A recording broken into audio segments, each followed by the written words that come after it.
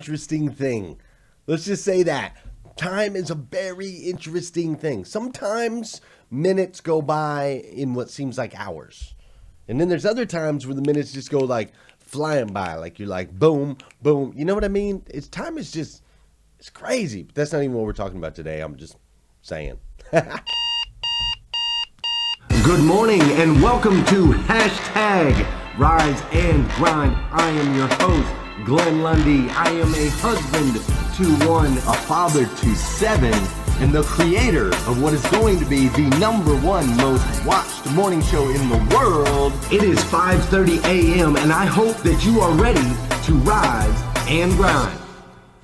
Amy Myers, Jeff Baker, what's up, Nathaniel Banks? How you doing, Catherine Kegley? Hey, good morning, good morning, good morning. Today is December 5th, and it's a Thursday. That's right, today is Thursday, December 5th, 2019. What's up, Dan Moore? Today is Thursday, December 5th, 2019. And what's crazy is today is the very first and very last time it will ever be Thursday, December 5th, 2019. So I want to make sure we make the absolute most of this absolutely incredible day. Fair enough? Let's make the absolute most of this absolutely incredible day. Today's an exciting day for me for multiple reasons. First of all, it's supposed to be 52 degrees and sunny right here in good old Kentucky, which I'm super excited about that. But tomorrow is also the 500th. God willing, if I'm still here, if he lets me live another day, tomorrow will be the 500th episode of Hashtag Rise and Grind. Can you believe that? 500. Bum, bum, bum, bum. 500 episodes of Hashtag Rise and Grind. So I'm super excited about that, which makes today a super exciting day. December is also an exciting month. We have lots of birthdays in my family in December. My wife's birthday is coming up here on the day after Christmas. My dad's birthday is on the 7th. My mom's birthday is also the day after Christmas. And just in case you were wondering, my birthday, Glenn Lundy's birthday, is on December 20th, which if you were to put packages in the mail today or here in the next week, they would probably get to my house in time. Just saying. Just saying. No, I love December, man. It's been a phenomenal week here on Hashtag Rise and Grind. This week, we started off the week by taking a quote from Oprah Winfrey, a quote that said, "Surround yourself only with people that take you higher." Strong, powerful. Surround yourself with only people that take you higher. So that's how we started off Monday. I thought that was a really great episode of Hashtag Rise and Grind. Then Tuesday we came together and we talked about how your obstacles become your opportunities. Right? Turn your obstacles into opportunities and your problems into possibilities. We talked about that on Tuesday. We also talked about my man, Brian Benstock, and how he's just a master, absolute master at turning obstacles into opportunities. That was Tuesday's episode, which I really enjoyed. Then yesterday, we talked about Martin Luther King and his famous quote of "The time is always right to do what is right." The time is always right to do what is right. And then today I open up my planner. I open up my Hashtag Rise and Grind planner, which hopefully you have one of these for 2019. Hopefully you've been digging into it every single day because it's incredible stuff. Hopefully you've ordered your planner for 2020, which comes in black or teal. You get to choose your planner for 2020 because there's just something powerful, right? There's something powerful about you waking up, attacking your morning five, attacking your morning routine. You get up, you're not touching your phone, you didn't hit the snooze button, you got the headphones on, you're taking care of all the different things that you're supposed to be taking care of, and then you pop open your planner, and right there at the top, there's a quote. Something to inspire you, something to get your mind going, something for you to think about. And so I stinking love it. I hope you've loved yours as well. So today I opened my planner, and right there at the top it says, instead of cursing the darkness, light a candle. It's a quote by this man, Benjamin Franklin. And it's really a powerful sentence. It really is. And I know that it seems short. It's only 8 words, and I can't really imagine how just 8 words can completely be earth-shattering or change your life. But I got to tell you, this particular one right here, instead of cursing the darkness, light a candle.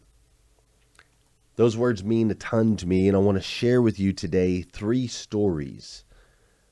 I'm going to share with you 3 stories. Michael Guthrie, when can I expect the planner to arrive? They will be shipping out this week if you've already ordered them. Today I'm going to tell you 3 stories, one of a bit of a tragedy, and a story of a bit of a trial, and also a story of triumph. But by the end, my hope is that you'll be able to see your world in a different light. But before we go into those 3 stories, you know what we got to do. We got to do a little dancing this morning. That's right. We got to do a little dancing this morning, because this is the part of the show where we got to get that blood flowing. We get the body moving a little bit, no matter where you're at. I don't care if you're hanging out in the mall or if you're getting ready for your Broadway performance. I want you to get moving, get that body shaking.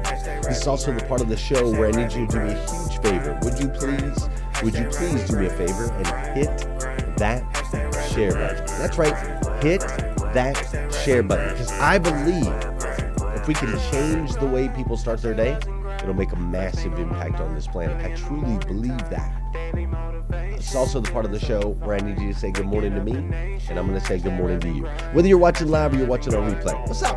I'll say what's up back. How you doing, Anthony Alagona? What's up, Jennifer Jaskell and Carrie Lynn Carter? How are you, Rick Tamarino? Mr. Terrell Lake is in the building. How you doing, Becky Buckholtz? How are you, Jennifer Jaskell and Janelle Griego? What's up, Bruce Pulver?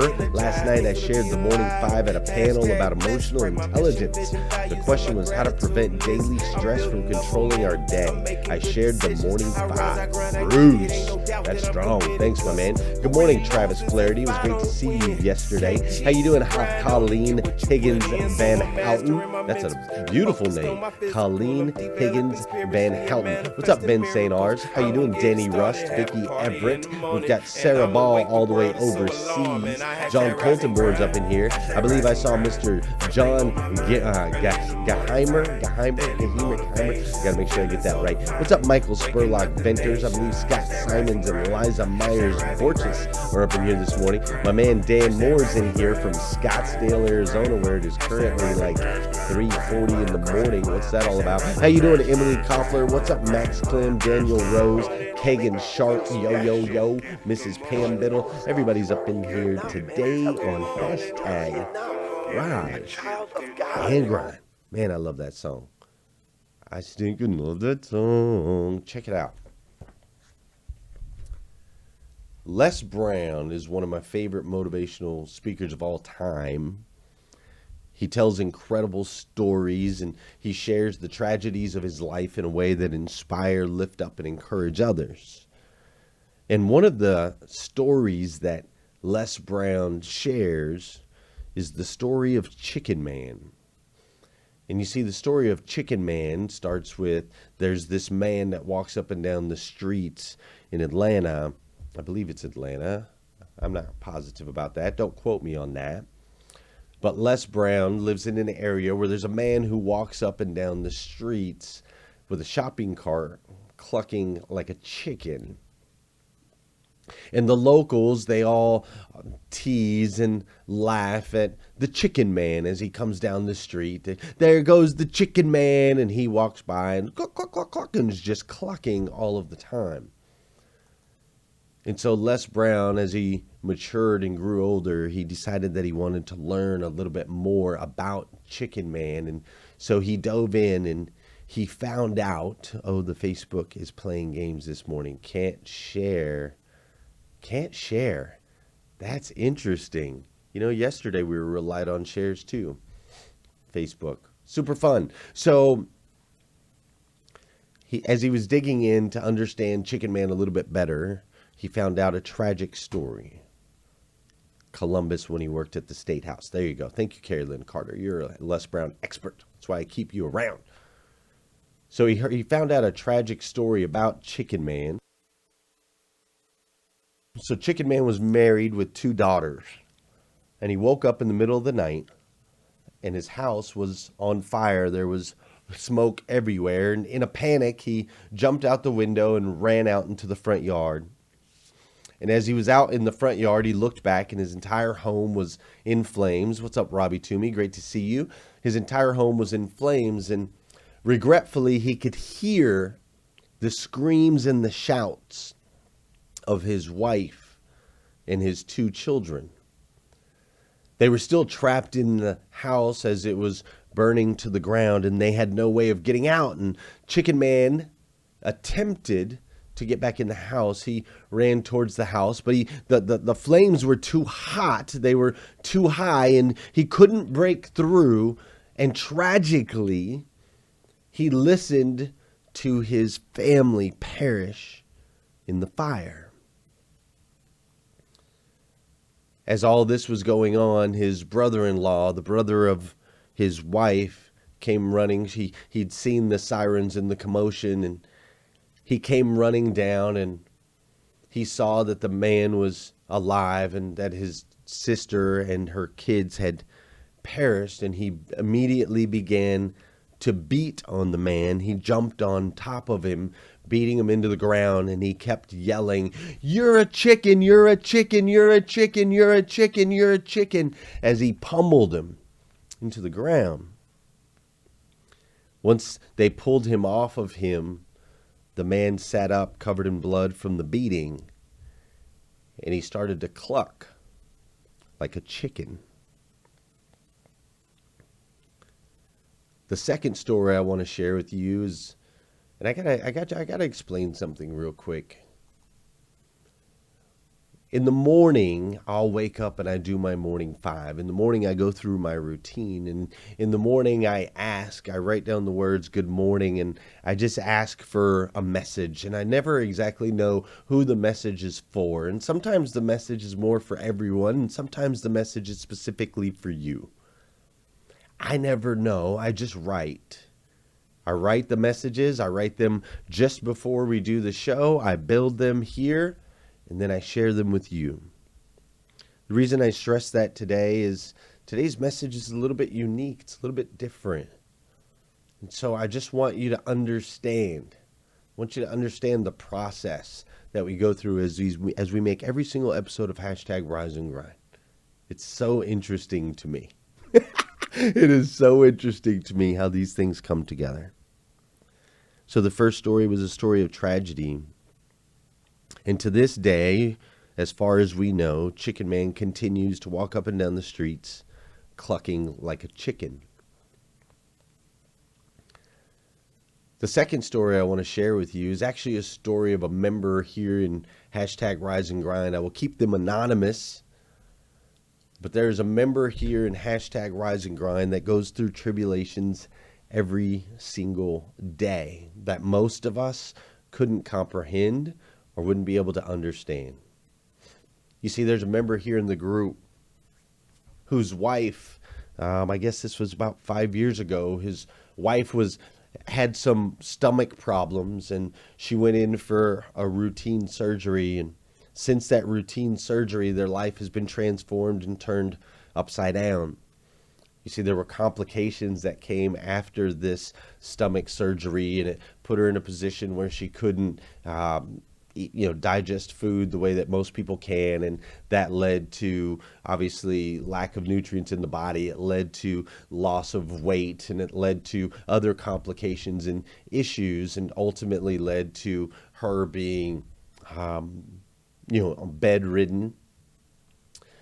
And it led her to a point where frequently they went to the hospital and they were told that she was going to die, that she wasn't going to be able to live.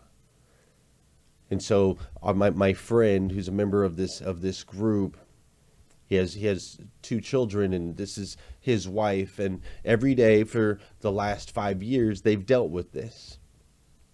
He talks to me about his morning and how he wakes up in the morning and he does his morning 5 routine, and then he goes into the other room and he cleans up his wife, who has pick lines that won't always stick on her skin because she's lost so much weight. And so the pick lines that she has, the feeding tubes fall out, and there's acids that come out of her stomach, and those acids will eat at her flesh around her body while she tries to sleep. And so he has to clean her up every day to make sure that she's comfortable. He loves her more than anything in the world. And so this family, this Rise and Grind family of ours, every single day, they face the fact that that might be the day that their mom or their wife, their best friend, or their daughter is going to pass away. That is their life every single day. Now, I don't tell you this story as a tragedy. I tell you this story as a trial, because my friend, who is a member right here in the Rise and Grind group, who every single day gets up and cleans up and cares for and nurtures and takes care of his wife, he also then goes out into the world where he's in a leadership position, where he motivates and encourages and inspires a team of hundreds of people. He lifts them up. He encourages them with a smile on his face. He extracts greatness out of them. He allows them to perform and helps them to perform at a super high level. Every day not knowing if that's going to be the day that his wife passes away. Every day not knowing if his children are going to be without a mother by the end of the day. He never knows, but he puts a smile on, and he's one of the most positive people. You wouldn't even know it. You might know him and would not know that this is what he deals with every single day, and has for 5 years. The second story I want to share with you, the third story that I want to share with you, is a story of a man who showed up at an airport 2,000 miles away from everyone he knew and everything he knew. He showed up at an airport with $1,500 cash in a suitcase. He waited at the airport for a couple hours for the one contact that he had in this new city to come pick him up, unsure if they were even going to pick him up. But that person did ultimately come pick him up at the airport and bring him into his home, where that person's family, that one random contact that the guy barely knew, that person's family took him in, embraced him, supported him, allowed him to sleep on their couch. He went and he bought a $400 Buick. He bought a $400 Buick so that he could go out and attempt to get a job. He took a job at a hotel as a night auditor and began to scratch and claw his way back to life and back to dignity. This was a man who had battled drugs. This was a man who had battled drinking. This is a man who had battled homelessness. This was a man who had been in and out of jail multiple times. This was a man that a lot of people had given up on.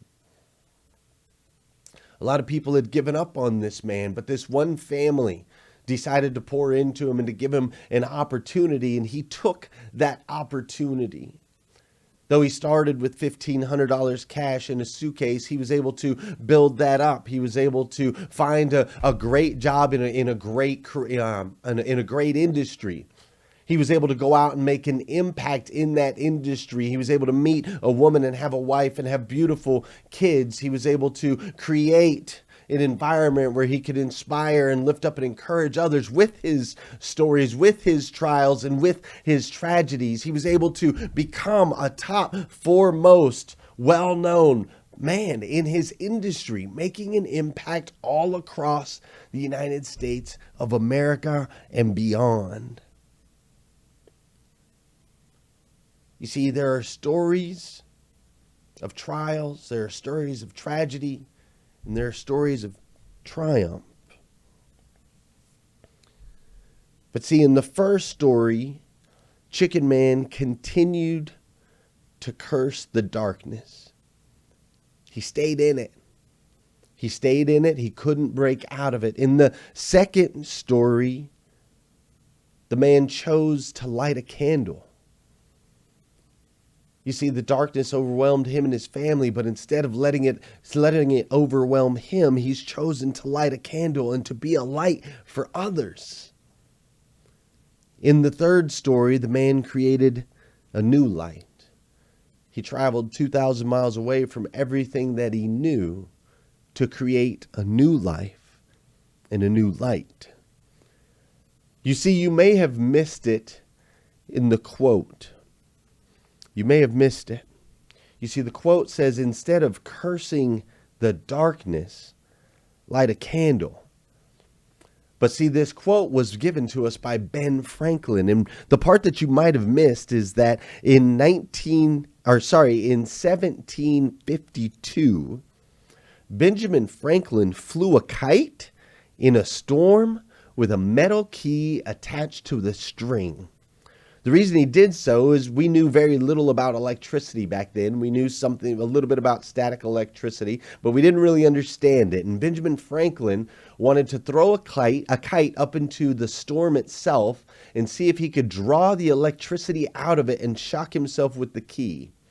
Now, luckily, he didn't hurt himself in the process. He just got a little shocked, but he was able to become the father of electricity. You see, the man who says, instead of cursing the darkness, light a candle, is also the man that completely changed the world for all of us going forward. You see, another interesting thing about Benjamin Franklin is he's also the man that invented the bifocals. He invented the bifocals, and in doing so, he changed the way that we see the world. You see, what I want to share with you this morning is we are all going to go through tragedies, trials, and triumphs. That's just how life works. It's all cycles of tragedy, cycles of trials, and cycles of triumph. You see, all things with time will cycle through. No one stays in a cycle of tragedy forever unless they allow it, like the chicken man. The trials that have come to you in your life right now, they have come to pass. The triumphs that you may be experiencing, you may be living the best life ever. And those triumphs are awesome and live in them, but know that one day they too will pass. You see, all things do with time, all things cycle, whether it be in our careers, in our relationships, whether it be through our kids and the cycles that they travel through, or financially, all the different cycles, or whether it be with your health. I just want you to remember today that instead of cursing the darkness, choose to light a candle. You see, you determine the outcomes in your life. You are the one who has to take action. You are the one in the driver's seat. You see, there's a action word in this quote where it says, instead of cursing the darkness, light a candle. That takes action on your part. That requires you to go out and do so. You see, I want you to take charge of your life. I want you to grab hold of the steering wheel. And I don't want you to let anyone else from the outside world take control. There are going to be bumps. There are going to be forks in the road. There are going to be obstacles in your life. But I challenge you to navigate through, to navigate over, to navigate up, to navigate around. Just don't stop driving, because see, we need you. I need you. Your family needs you. The world needs you. The light that you have to offer. The ideas and the concepts and the creatives and the connections and the impact that your decisions have on the world. I need you. We need you. So please don't stop driving. I'm not sure which cycle you're in right now. I don't know if you're in a cycle of tragedy. I don't know if you're in a cycle of trials, or you're in a cycle of triumph. I just want to make sure you don't let go of that steering wheel. Just keep driving. You got this. It's a marathon, not a sprint. It is a process. This whole thing called life is a process. Whatever you're going through has come to pass. Let's keep going. We need you. We always invest today, sacrifice today for tomorrow's betterment. But if we don't know what that betterment is, the want factor of what we're really doing it for, we can't win this war, guys. If you had 6 months to live, what would you do differently with your life? What would you do differently? If your life is not what you want it to be, if you're not living the way that you want to live, if you're not experiencing what you want to experience, if it's not giving you what you want, you've got to ask yourself, what have I sold my soul for?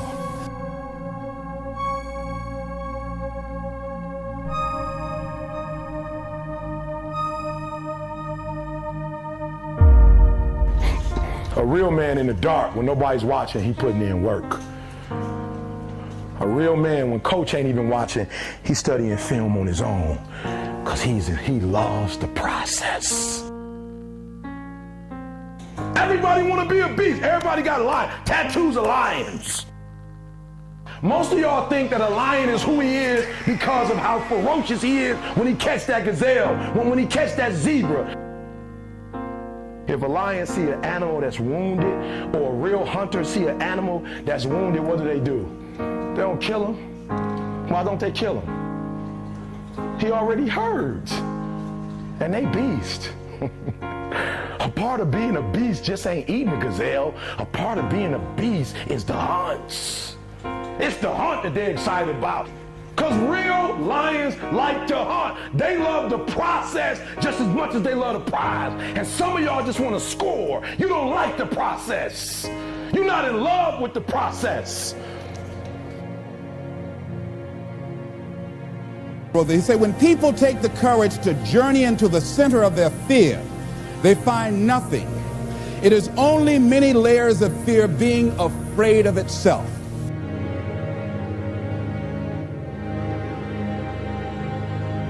You put in 120% every time, or you don't put in nothing, because listen to me very closely.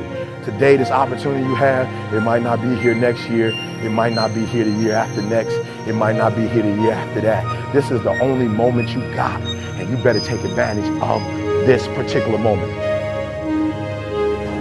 You've hit the wall someplace, you've looked in the mirror too many times and haven't smiled. You want to change the situation, move from where you are. The journey is not easy. Before you start that journey mentally, you must fuel yourself with the right reasons, the right fuel to sustain the entire journey. Everyone's hot off the start. It does not take talent. You don't have to be talented, right? You don't have to be gifted. You don't have to be the quickest, the strongest. You don't have to be the most intelligent to get to where I am. That's what you gotta do. You just gotta grind, though. Your grind.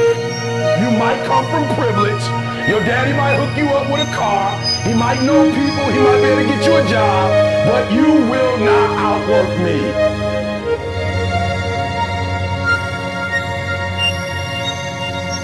You better grow up and get to the point as a man that if you ever get beat, you better get beat by somebody that's just purely more talented than you are. You better not ever get beat by somebody because you beat yourself.